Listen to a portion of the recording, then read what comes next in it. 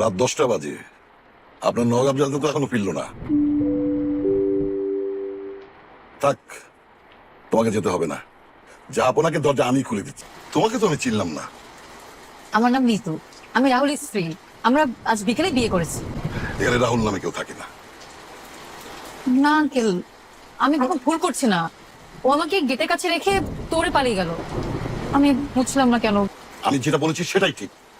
আসো এখান থেকে, যাও। আঙ্কেল,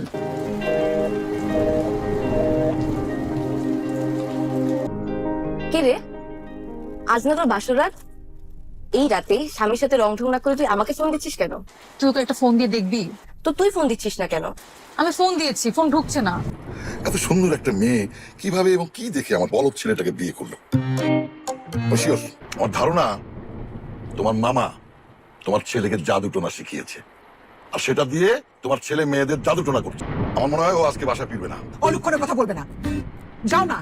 ওই যে মোড়ের সামনে দোকানগুলো একটু খোঁজ নিয়ে দেখো না। আরে বাইরে বৃষ্টি হচ্ছে তো, আমি যাচ্ছি। দাও আমাকে ছাতা দাও, তোমার শাহজাদাকে খুঁজে নিয়ে আসি।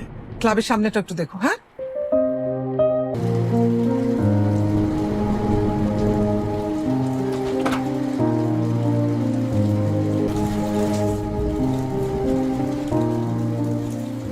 হ্যালো, হ্যালো নিতু, কি করো?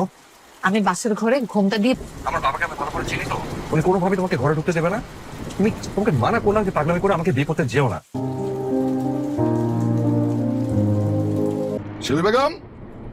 রাহুলের কোনো খোঁজ পেলে? না, পাইনি। ধরো, এখানে 5 প্যাকেট বিরিয়ানি আছে।